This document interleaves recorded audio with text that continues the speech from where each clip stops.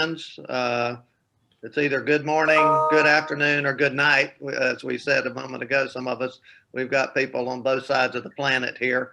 So we're glad you are here. My name is Clint McCann. I think all of you know who I am. Co-chair of the International Board, along with Zania. I don't think Zania is on with us at this point, but may join us. So at any rate, welcome. As some of us were saying previously, this really is a case where the presenter, the speaker, needs no introduction. It's Joe, and he is the CEO of IPM and has been a leading IPM for many years now, and we all know him. He's going to present as we move toward our anniversary coming up, celebrating 47 years on May 10th. So as we anticipate that, he's going to fill us in on where we are and where he thinks we need to go. So he's going to make a presentation and I think lead us in some sharing and conversation as a follow-up to that conversation. So Joe, thank you. And we look forward to what you are going to have to say to us right now. Thanks. Thank you, Clint, and thank you everyone for joining us. We are hoping that this will just continue to be one of the quarterly presentations that I will be doing during the course of the coming year as we begin to emerge out of lockdown and pandemic, hopefully, and look forward to the possibility of being able to be together in person and travel so that we can be with and continue to learn from our partners and staff colleagues all over the world. So much like the last time I gave you a quarterly update, I'm going to try to walk you through a little bit about of what's happened over the last 3 or 4 months, and also look forward, as Clint implied, towards our 47th anniversary, which is coming up on May 10th, which we will commemorate with a special on Zoom event on Friday, May 7th, in conjunction with our International Executive Board meeting at that time. We'll be doing more sort of strategic planning and visioning in conjunction with that event, but particularly in the year from that kicks off really with May 10th as we look forward to what will be the 3rd International General Assembly in 2022, and perhaps most importantly, IPM's 50th anniversary celebration, which we're trusting will be able to be in person in 2024. So as we begin, it's probably good to remind you of our mission statement. It was revised a bit at our 2nd International General Assembly in Cleveland just a few years ago. And the statement says that IPM works across borders of culture, faith, and economic circumstance. I've put parenthetically there, caste, and I'll come back to that. But there's quite a bit of conversation about how caste is sort of the umbrella, if you will, or the catchphrase for all of the things that divide us. But again, IPM works across borders of culture, faith, and economic circumstance with children, women, and youth to nurture partnerships that build justice, peace, and hope. And this is the new part from the last gathering through transformational learning opportunities and programs. Ilsa, I don't know how you want me to let you know about the slide. About a year ago, actually on April 3rd, 2020, I am not much of a poet, but I penned this poem as the pandemic really began to become apparent, the sort of pandemic, if you will, international nature of what initially seemed to be a small, perhaps, virus that was coming out of China. I'm not going to call it the China virus, but was already really problematic in Italy, where I spent most of my early professional life and from which I was originally connected with IPM. And I don't want to read this whole poem to you in the interest of time, but I think, and I would ask, somebody needs to mute themselves. We're getting a lot of background feedback, or if you could all mute yourselves if you're not talking or not asking a question, for those that are on Facebook so that they can hear better. But I talked about this sort of ending line about the times are heavy, the light is darkened, the rain offers cleansing, the sky a ray of possibility, Here in the silence of the morning or of this day, in the messages of friends far and wide, we find some peace, a deeper sense of belonging, a strengthening of spirit, a burgeoning of will. And I feel like we can go on to the next slide, but I feel like this is really where we are now. We've been through hell and back, as the saying goes, and it doesn't seem like we're actually even out of it yet, though in many ways the US is certainly in a better place than it's been. But many of our partners in many of the countries where we work are no better off today. In fact, they may be worse off than they were a year ago at this time. IPM, as you know, has worked for 47 years now in these countries around the world. The ones that are in bold are the regions where we still have most of our operations: the United States, Latin America and the Caribbean, South Asia, and Sub-Saharan Africa, along with a strong history in what's known as MONA, the Middle East and North Africa, Asia, Oceania, and parts of Europe, and other parts of Asia as well. So why don't we say whenever I stop talking, that'll be a clue. So I don't have to say, next slide, next slide. We have been through a truly unprecedented year, and early on, this image on the left of my screen really caught my eye. In Spanish, or it would translate from the Spanish to say that inequality is the pandemic. The real pandemic is inequality, or I would add gross inequity and gross inequality. We've been through a year where that's been exposed in so many ways through ongoing climate change, the continued Me Too movement, and what we're learning, unfortunately, about patterns of sexual abuse and exploitation that continue to plague so many of the places where we work around the world. The challenges of migration with large numbers at the southern border of the US, yet again, seeking a better life because of the policies that we've pursued, particularly in the Northern Triangle now for decades, and the racial reckoning that really came to everyone's attention in a very brutal way, as we've been reminded the past few weeks by the murder of George Floyd, but also earlier last year of Ahmaud Arbery and of Breonna Taylor. The pandemic has been like anything since the Spanish flu. We continue to see a rise of authoritarianism, particularly in Brazil, El Salvador, India, and Nicaragua, just four of the countries where we work. And we know that the electoral turmoil that sort of peaked, if you will, on January 6th with the invasion and the insurrection at the Capitol is not over. And there are folks organizing in ways that are still completely contrary to what this nation founding documents say it stands for. In the midst of this pandemia and in the midst of the inequality or poverty, IPM's programs and project partnerships seek to respond. And I was touched most recently by this letter from a young woman, in her early 20s now, a member of a family that's been incredibly generous to IPM over the years, the Scheffler family from Shaker Heights, Cleveland, Ohio.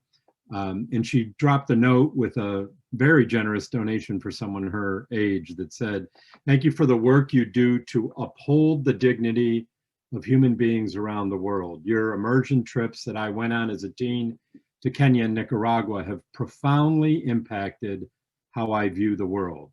Your work is so necessary and is making a difference." And I think Margot, in saying that, speaks for all of us in the experience we've had this past year as we've gathered together on Zoom each Friday, beginning a year ago on May 10th.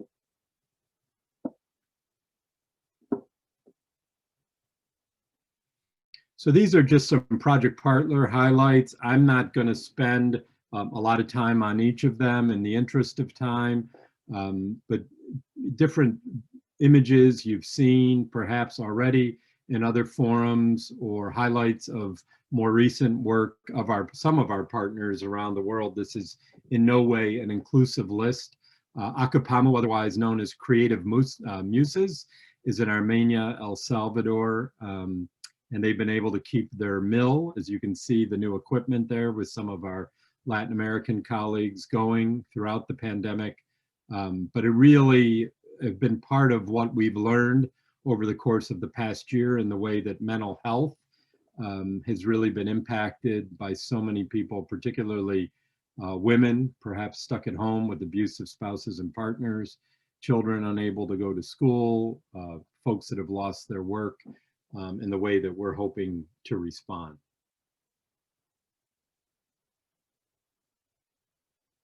Acumohersa is, one of the project partners, again in El Salvador, in this case in Zaragoza, which is really, I don't want to say they've thrived, but their response has really been an example of what it means to bring a community together in support of one another at a time like this. They put together over 34 different food baskets for members of their community, associates and collaborators. So basically keeping people alive and with food, the necessary food they need during the pandemic, and also an expansion of their healthcare programming over the course of the last year. IPM has made a number of micro loans to them and has recently signed off on another one that is allowing them to expand their artisan work that they're doing in sewing and embroidery in the cooperative.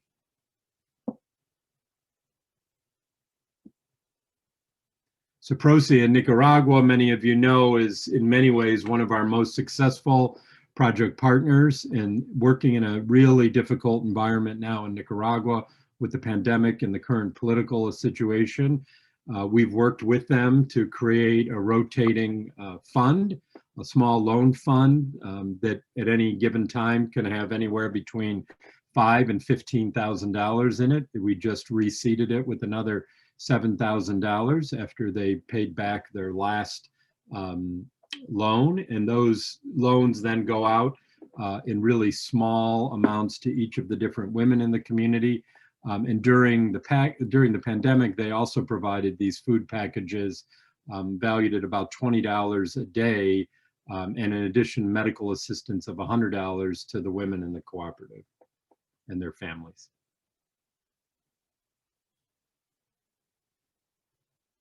In Kenya, I think many of you know that we haven't been fully staffed there in quite some time. We had hoped when I was there last January to be engaging with a new regional director. Then the pandemic hit.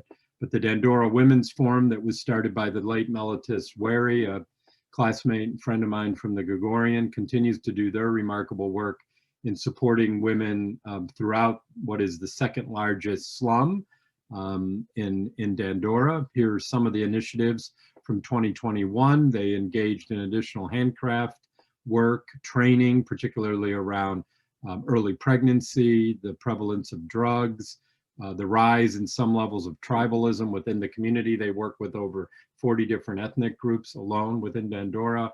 Microfinance and micro lending. They continue to do their really important health awareness work, particularly around HIV and AIDS and STDs, and did additional work around behavioral change in relation to the pandemic. They feed over 300 children through their Orphans and Vulnerable Children feeding program, and their community health workers continue even now to go out into the community to support those who are homebound and struggling with probably what is COVID, but hasn't been diagnosed by anyone given the poverty of their community as such.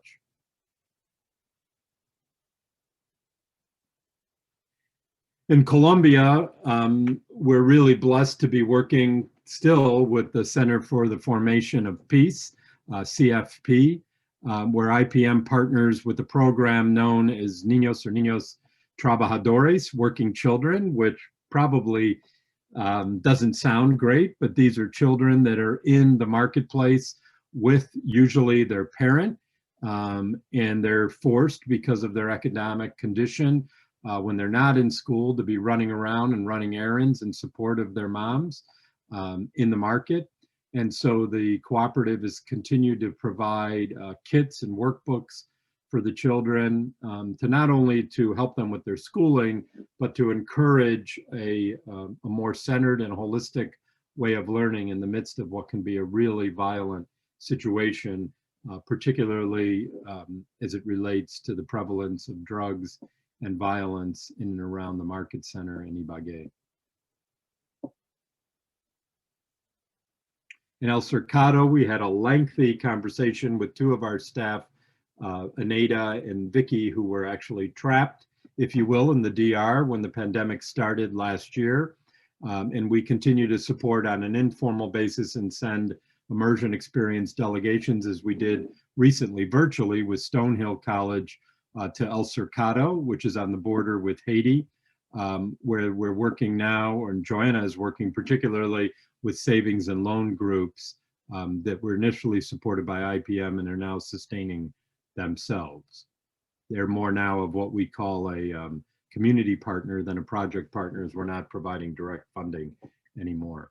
Hindus United with Muslims is just an extraordinary partner in Ahmedabad, India, that brings women across both caste and religious divide to work together to generate income in support of their families. You can see in some of these photos the dressmaking, the mask making, and the ways that they work together to apply for government support of their work in response to COVID-19.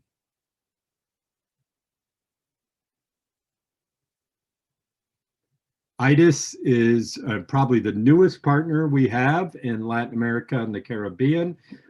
It's a development and educational organization based in Zacatecoluca, which I always have a hard time pronouncing. Around 16 communities that were resettled there during the conflict, and IPM has worked with them. Really, I want to give kudos to my colleagues in the office in El Salvador. It was really Fatima Pacas and Adela Zayas who originally drew our attention to this remarkable work through our other partner, Carlos Diaz at the Patronato Lidia Cochola. And we've been involved quite heavily with them during the past year in providing basic necessities in response to the pandemic, but also encouraging the ongoing development of their poultry and tilapia programs and in the distribution of materials related to maintaining health and wellness in the midst of a pandemic.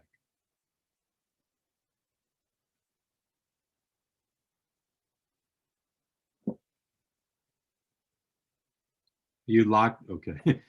Kandula, we had a separate report, so I won't spend a lot of time explaining this one to you. But the Kandula Community Project is based in the Machakos region, east of Nairobi, among the Kamba people. And the school there has been one of the largest recipients of IPM support, particularly through the generosity of a Cleveland-based donor, the Kaminer Foundation, David and Shelley Kaminer. We've been able to work with them to build a completely new school that benefits approximately 700 families. There are 420 youth at the school, 40 young children in a preschool, and 23 women participating in their handcraft project. We're now in the process of looking at staffing, building a new library, and an old friend of mine and the project coordinator, founder really, Teresa Matuku, will be returning to Kenya and consulting with IPM in our virtual immersion experience program, but also keeping this project going in what was her home village after she, long before she went on to get her master's in Europe and moved to Canada.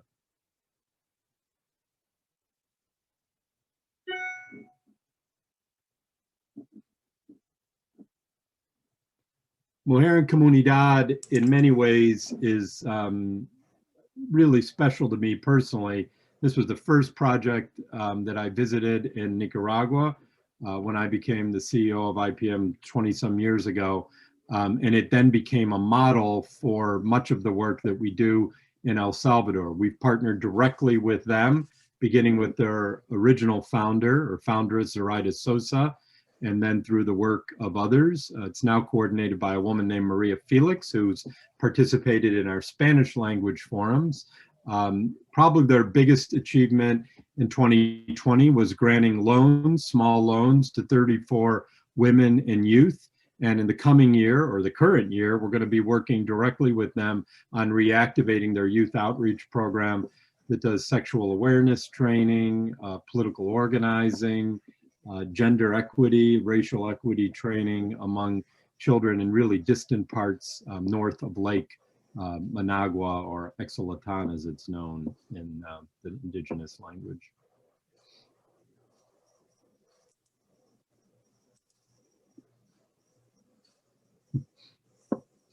those of you on Facebook, if there's a pause, we're working our way through slides here, and occasionally the slide sticks. Nutravita is a project in the Mexicanos area of El Salvador, really in the capital of San Salvador. And it started as a soy producing program to provide protein and support for the diet of folks who otherwise would not be able to really have much protein beyond beans in their diet. It is a women's collective, and they are working directly in the coming year, especially will be working, it looks like, with Acumahersa and the Patronato to provide soy training and soy products for those communities as well. In addition, they continue to distribute food bags for over 400 families during the pandemic, which continues, unfortunately, completely unabated and undealt with in El Salvador. The Patronato Lidio Cuchola is annually the largest recipient of IPM funding. In 2020, 21 scholarships were provided for children and youth to allow them to continue going to school, and IPM covered the complete expenses of 4 teacher salaries. In 2021, that number is decreasing to 3, and that's good news. That's because Carlos Diaz, the project coordinator, has been able to source additional funding to cover his salary, and so we'll be funding just directly the 3 teachers. There's also a women's cooperative. You can see in the upper photo there, one of the leaders of that group. And in the past year, we've been working along with them to provide a new bathroom facility. That's sort of the wall to that. Those of you who have traveled there know that the children were using facilities that we would have thought were out of date and inappropriate probably 50 years ago in the US, if not longer. So we're looking forward to that work being completed so that they're in a better hygienic position each day, particularly for the preschool children that go there, which is about 45 on a daily basis. In India, we continue to work primarily in the Golan area with the Pochabai Foundation. Hema Chauhan is our first fellow, our inaugural fellow. That program is now expanded. You can see the area, the map, where Pochabai is located, and they work across caste in one of the poorest sections of the state of Gujarat around agricultural programming and some other work with children we'll see in the upcoming slides, and women as well. Their activities during the past year were related primarily to the response to COVID-19, working with graduates of the school program or their other training programs, raising awareness, continuing to make sure that children do not have parasites, distributing masks and other protective equipment related to COVID, feeding families, training trainers, offering psychosocial support, and other, just a myriad of programs, literally touching the lives of tens of thousands of people each month. Watoto Walawanga, some of you joined us for the forum we had this past year with Jacinta Chieri, who is the project coordinator and the recently named administrator of the school, taken over for Brother Hillary, who's returned to Uganda to head up his religious community. We've been supporting the feeding program there for the past 5 years, and obviously that's been vitally important during this pandemic when the children in Kenya have been in and out of school, but the facility has remained open for feeding and meal preparation.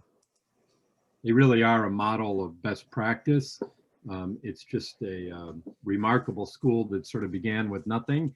You can see some of the photos of the facilities here, and mark, some of the examples of the daily food basket, the beneficiaries who, in the case of Kenya, would receive things like maize flour and beans and corn and alike.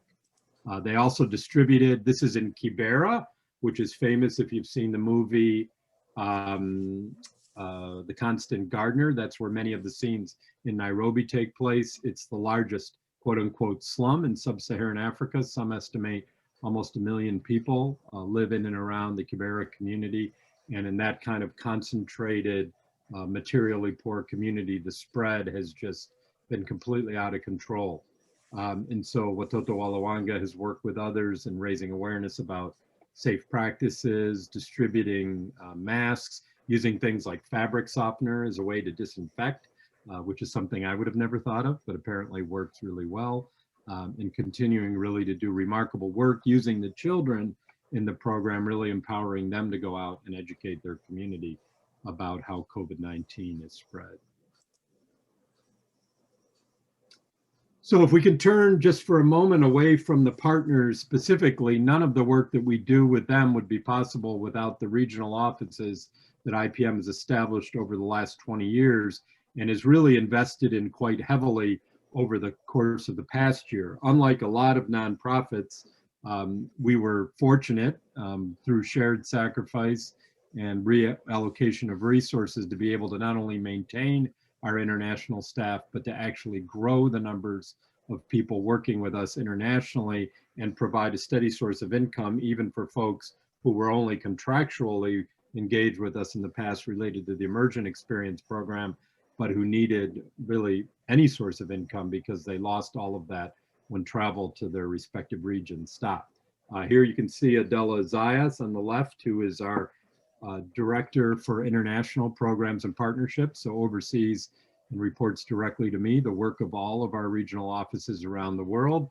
And then two of her Salvadoran colleagues, Aneta and Vicky, on a YouTube presentation that was quite popular. They did a number of these at the beginning of the pandemic, helping people cope with being stuck at home, mental health issues, domestic violence concerns, feeding, cleanliness, prevention of the spread of the disease, everything you could really imagine. The YouTube videos are all available on IPM's YouTube site that you can check out at any time.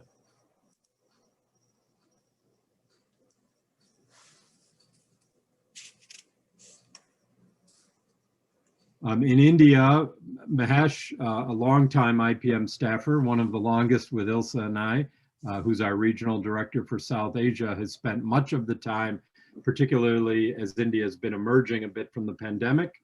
They probably have vaccinated close to as many people as the US has already. Of course, their numbers overall are higher than ours. But Mahesh has taken advantage of this time to focus on a lot of youth leadership and staff training.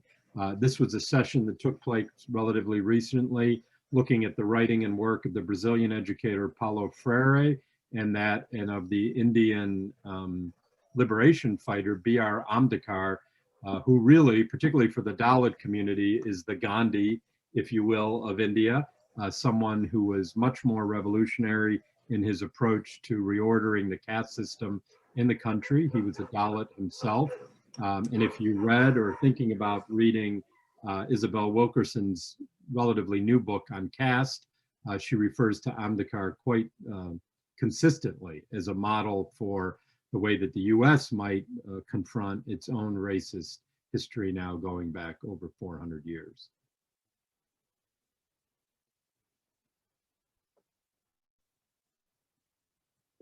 The newest member of the IPM staff is Bindia Makwana, who is a fellow, a junior fellow working out of our office in South Asia. She came to us through the Pochabai Foundation and just a few weeks ago shared a wonderful presentation on her story and the story of the women she works with in Baal, in Golana, again in the state of Gujarat in India.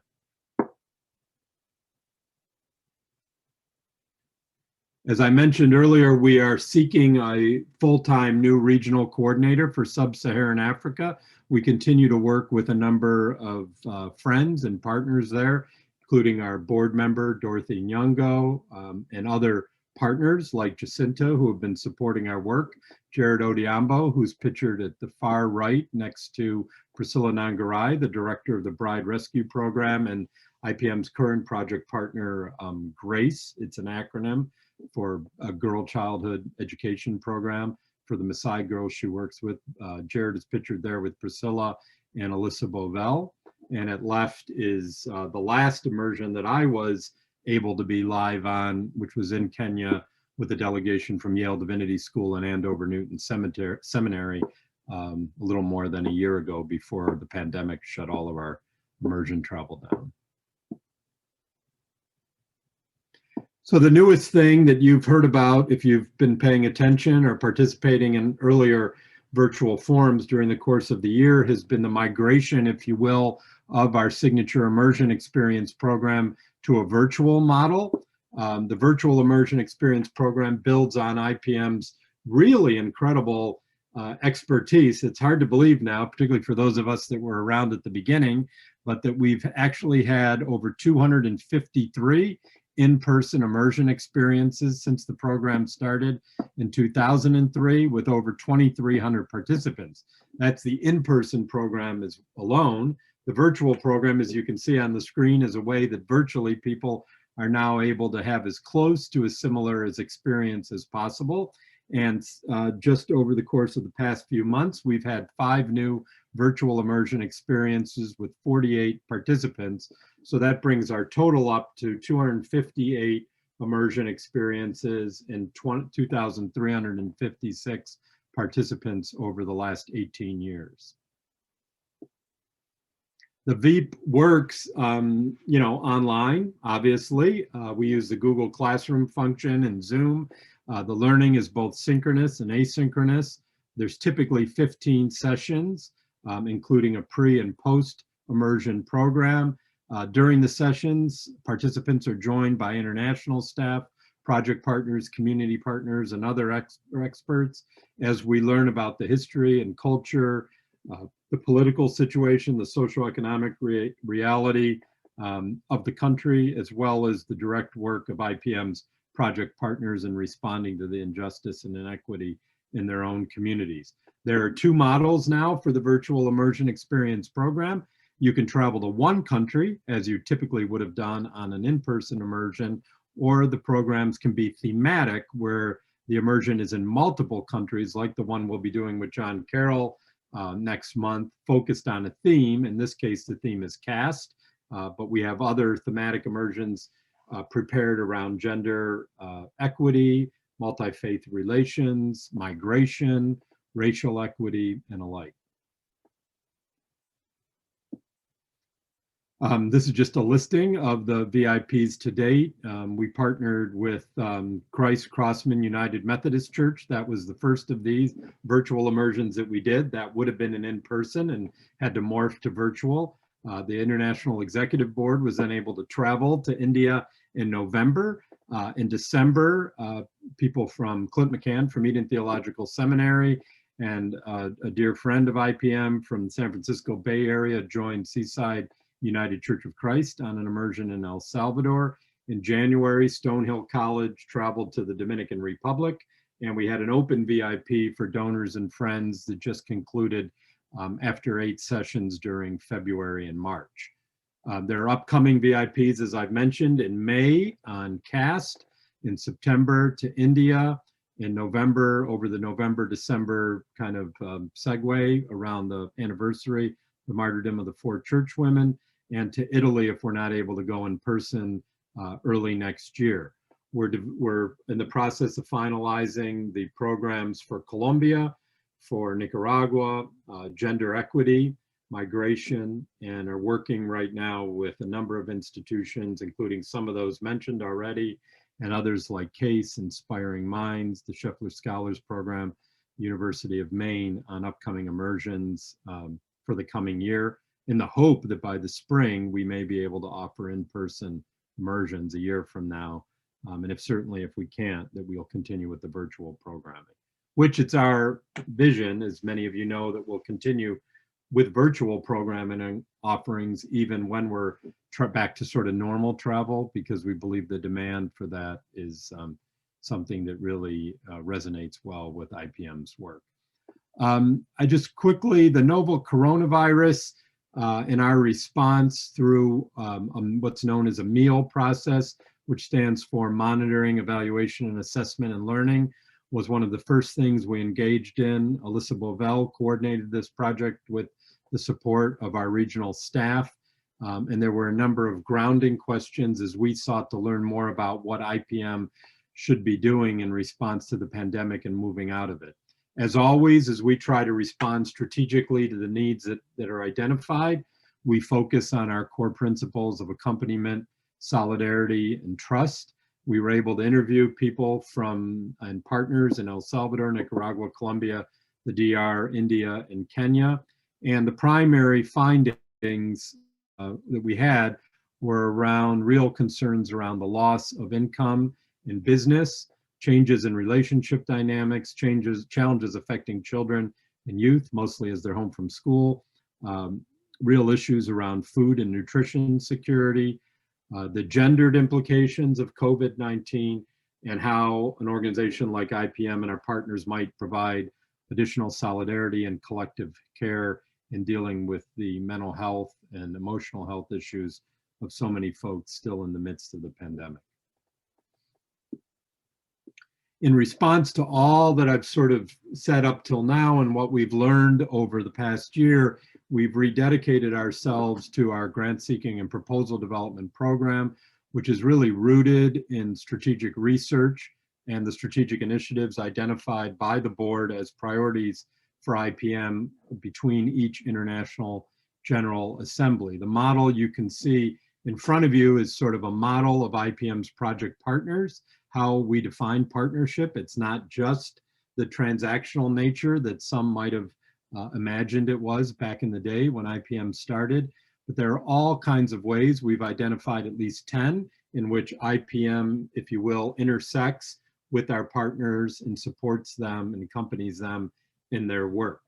And we use this model and our plans coming out of the meal research as we try to determine what are the best sources for us to seek funding in relation to our partners, our regional staff and fellows, our programming, and the immersion experience and other educational programs going forward. If you'd like to learn more about that or get a copy of the proposal, we'd be happy to share that with you or an interested donor at any time. Last year, it's probably really quite important for me to report in my role with IPM that we were and remain incredibly grateful, as Ilse said earlier, for the remarkable generosity of all of our friends and donors in responding to the pandemic. It was literally just a little more than a year ago when we launched a special match campaign, a challenge match through the generosity of a couple of donors in Cleveland and St. Louis in particular to meet the gap that we knew we were going to see in our budget for the year as the immersion experience income in particular dried up. And we raised $179,285 from 231 donors of a $150,000 goal. In addition, we were the grateful beneficiary of a wonderful bequest from Grace Weber, who many of you know, who is a significant IPM donor for many years and friend of the organization, literally going back to its founding, and traveled with us on a number of immersions. And we were also lucky through the work of Doug Lanero and other members of the staff to secure CARES Act funding in both grant and loan format. I want to thank all of you for your attention today and for all that you do as part of the IPM family. I thought it would be appropriate to remember this quote from Grace that she scribbled in a note to Ilse and I years ago after participating in an immersion experience. I think the photo you're seeing is from El Salvador, but this was probably after time in Nicaragua. And it said, "Thank you to IPM staff and project partners for continuing to inspire hope to people both in the US and around the world. Lives of women, children, and youth are constantly changed through IPM Project Partners that make a difference for the marginalized and those whose circumstance is a daily struggle," particularly a struggle at times like this. And it's more than a little ironic that the generosity of Grace's life and her frugality and extraordinary commitment really was what kept us going in many ways during this past traumatic year. So I want to end with one last quote from the book that I've been rereading now that Vicki and I will be co-teaching or co-leading the virtual immersion on CAST. And it's from Isabel Wilkerson, the author of that book. And this quote really speaks to me about our own role as members of the IPM family, particularly for those of us in the United States and of a certain amount of privilege. We are responsible for our own ignorance, or with time and open heart and enlightenment, our own wisdom. We are responsible for ourselves and our own deeds or misdeeds in our time and in our own space, and will be judged accordingly by succeeding generations. A world without caste would set everyone free. IPM has tried to work across boundaries of culture, faith, and circumstance since our founding, believing that mission is a two-way street, and that when we enter into partnership with our brothers and sisters around the world, we learn and gain more than we can ever hope to give from our North American abundance. It's been my great honor to be in this role for the past 2 decades, and as difficult as the last year has been, I look forward to our ongoing work together as we look forward to IPM's 50th anniversary and continue to respond across the boundaries of caste to bring justice and peace and hope and equity to our brothers and sisters around the world. Thank you.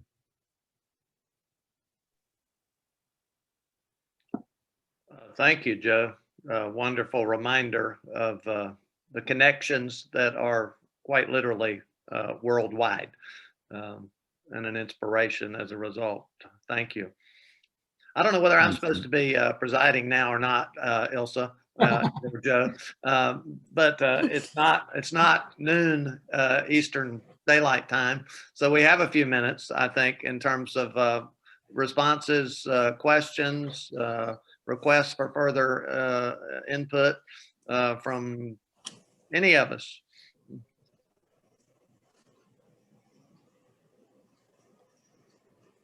Hey, Joe, is it okay to put those slides or some of them on Facebook, like a Facebook post? Yes, and we're actually hoping, we haven't really done this up till now, Ilsa can explain it better than I, but that presentation or that half an hour I just spent talking will be posted as a video on our website. It's sort of an update. Oh, good, good. Look at, and we'll do that quarterly, probably minimally when I present these quarterly updates and when Adela and Vicky present their respective updates related to our partners in the Immersion Experience Program. Yeah, good, good. Thank you. I'm certainly happy to share the slides with anybody electronically if you'd like to see them. And I want to thank, I should have thanked at the get-go, I really want to thank my colleagues. Some of you who have been on multiple virtual forums might have recognized some of those slides or some of the content in some of those slides. A lot of that work, obviously, you know, the rightful authorship belongs to some of the other people on the call now who prepared those for their own presentations, or for example, most recently, the presentation that the Latin American staff and I did at the University of Maine on resiliency. Looks like there's a couple of questions in the chat function. I can see that. Oh, Mickey's asking about any activity in the US. I note you didn't mention the Wabanaki. Is there a project there? There's not so much a project directly with the Wabanaki. We continue through Rosalie Kell, a former member of the IPM staff and volunteer, to offer immersion experiences among the Wabanaki. But we're not, if you will, fundraising for a particular initiative there, though we have provided donations in support of a number of initiatives related to the community.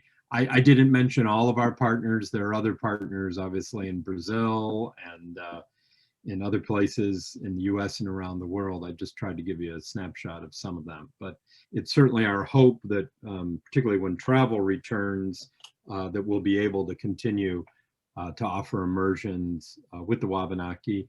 And in fact, literally the last in-person immersion we did was with representatives of Stonehill College who traveled to Maine for that last February, early March. My memory's right.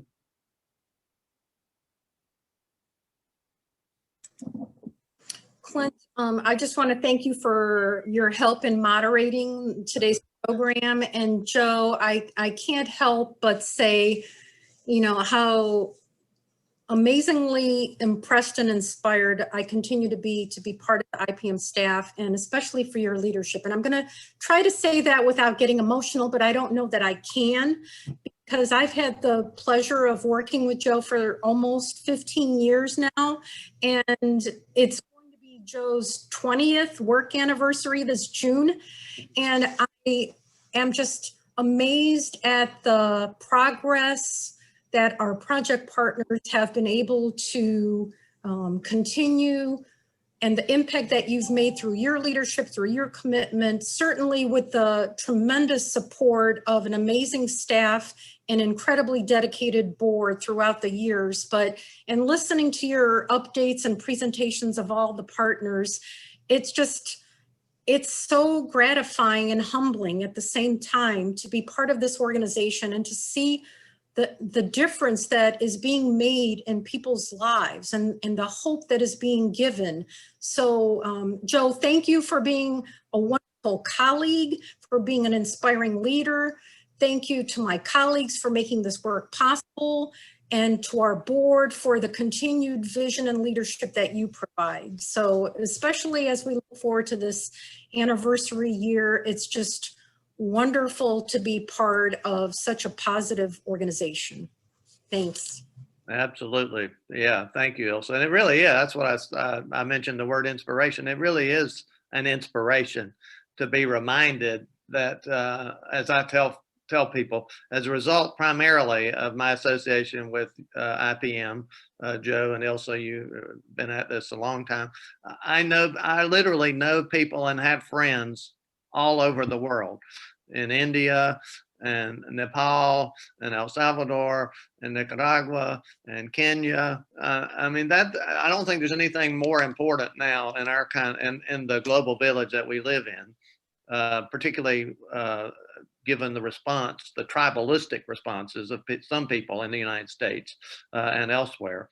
There's nothing more important than the kinds of things that IPM is doing in terms of building partnerships rather than, fostering hostilities like certain folks are doing here and elsewhere. We've got to counter that if we're going to maintain a livable planet with a livable future.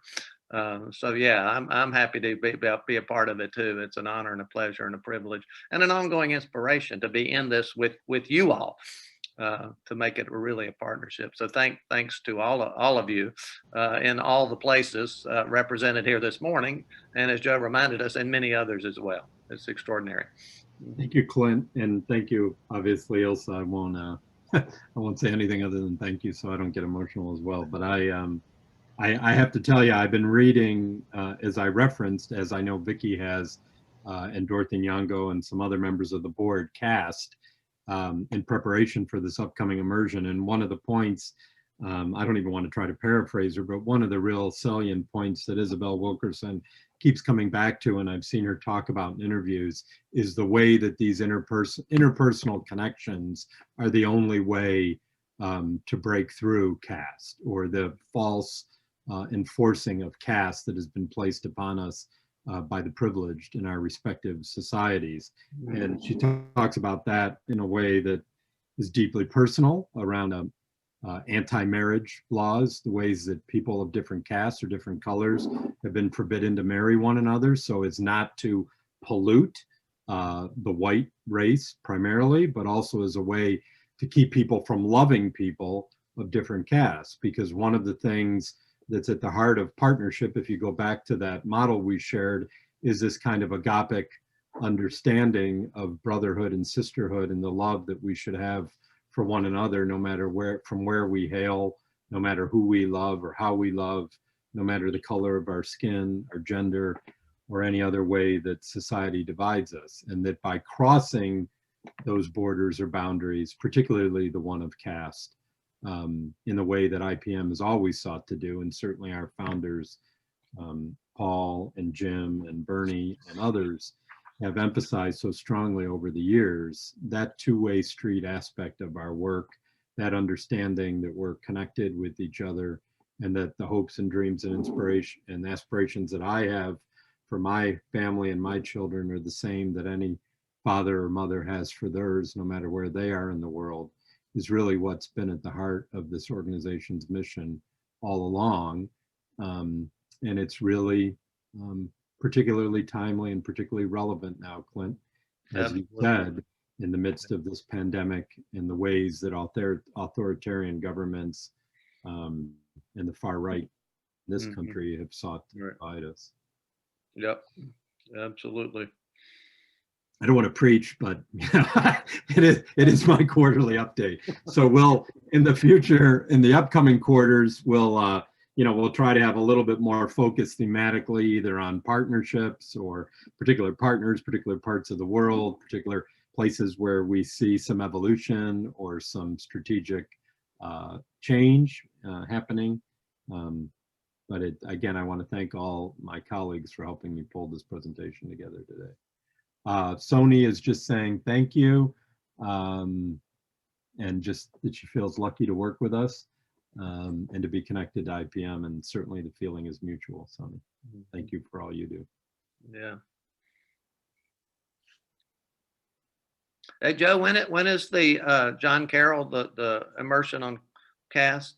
That's coming up really soon. It is. I see Vicky. She could probably give you the dates by heart. I need to look them up. It's okay.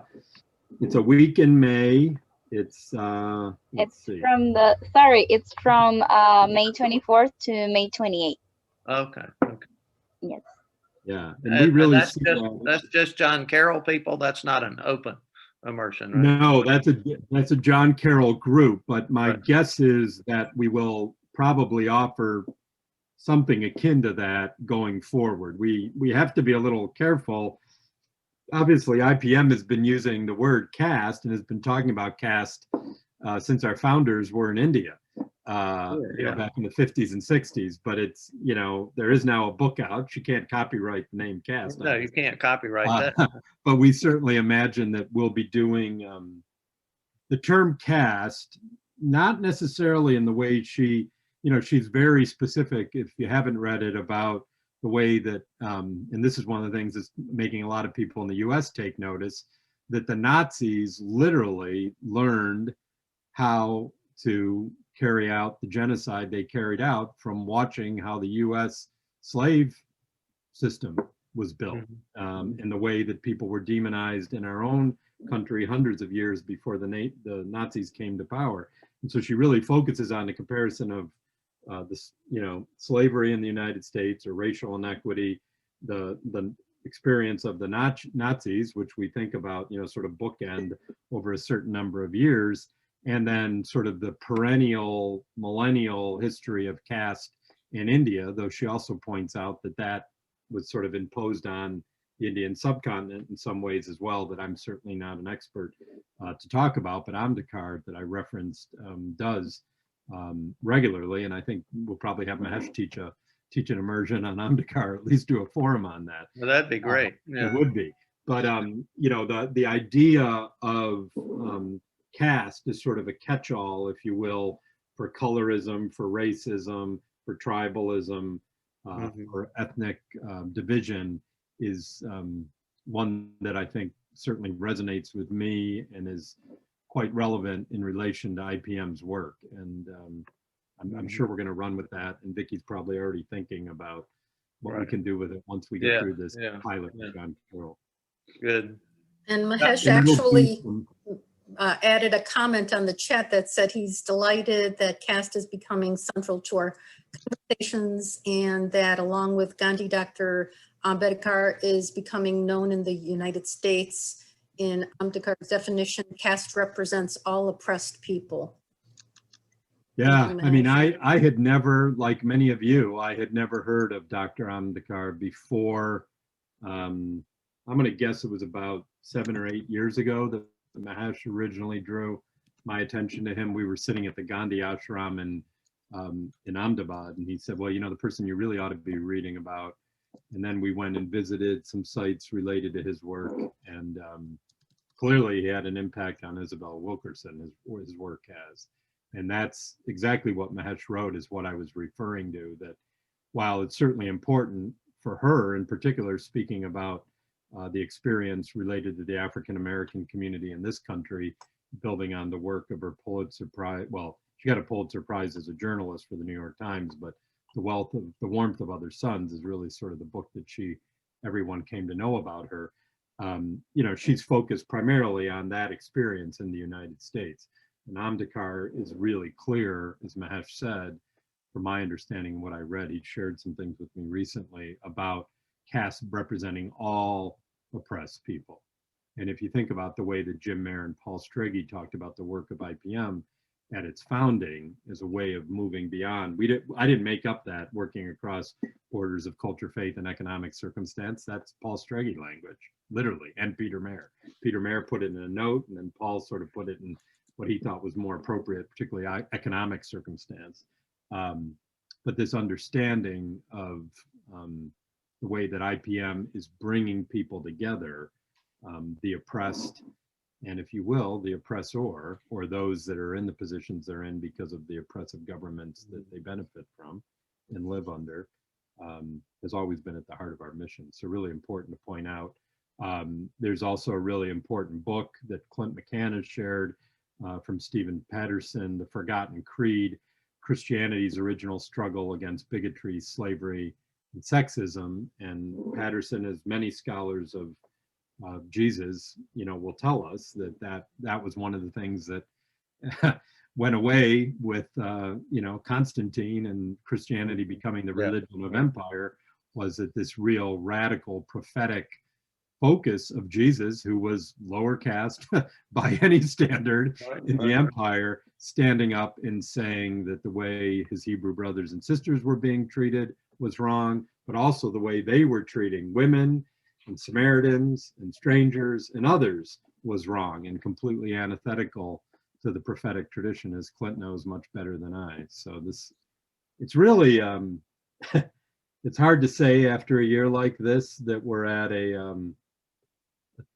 powerful moment. Maybe it is a tipping point, certainly in the history of this organization and what this organization has to say to the world. And that's, you know, Clint said I would talk a little bit about my hopes for the future.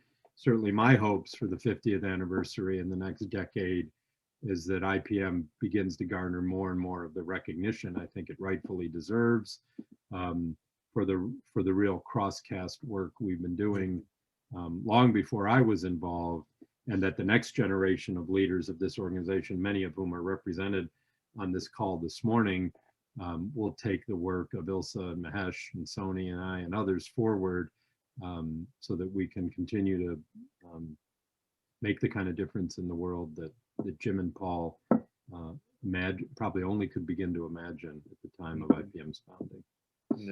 Yeah. So I think we're, normally I wind us down. I think we're at time. You want to do that today? Or? Well, we, according to my watch, in my time zone, we're about 3 minutes after the hour, which would be just past noon Eastern time. I don't know what it is in India and Nepal and a lot later than that. Later, yeah. So thank you all. And again, thanks to Joe in particular for putting this presentation together as just a very apt and inspiring reminder of our connectedness. By the way, Steve Patterson uses the term solidarity frequently to describe what he discerns in the Jesus movement. And I think that's an apt term, absolutely. So thank you all for your presence this morning and obviously for your ongoing work. And like several of us have said, we are privileged and happy to be a part of it. I don't, Ilsa is probably the host of the meeting technically. So if you have any final word or instruction, Ilsa. Thanks, Clint. Let us know. And thank you, Joe, again. Just to thank you all for joining us today. We are very happy that next week's forum will have Xenia Chavez as our speaker. And Xenia, from Nicaragua, the founder of Ciprosi, will be sharing more about the wonderful work that they are doing. Xenia is also IPM's co-chair along with Clint this year. We're very excited to have them both in this new model of co-chairing the International Executive Board. So please join us again next week if your schedule permits. And unless there's any other questions, I guess we could adjourn. Okay, good. Thanks, Elsa. And I just realized Sarah has her second vaccine shot out of town next Friday morning, and I'm going with her. So unless I can pick it up in the car in rural Missouri, I might not be here, but I hate to miss. Are we recording any of these? Are we recording? Yes, they're all recorded. They're all available on YouTube, but we'll make sure that you have a. Yeah, because I don't want to miss Zania's presentation. If I can't be there live, I'll pick it up recorded. Yeah. Good. Again, thank you all, and go in peace. Thank you, everyone. Have a great week. Thanks, everyone. Yeah. Bye. Thanks. Bye-bye. Yeah, bye bye. Bye.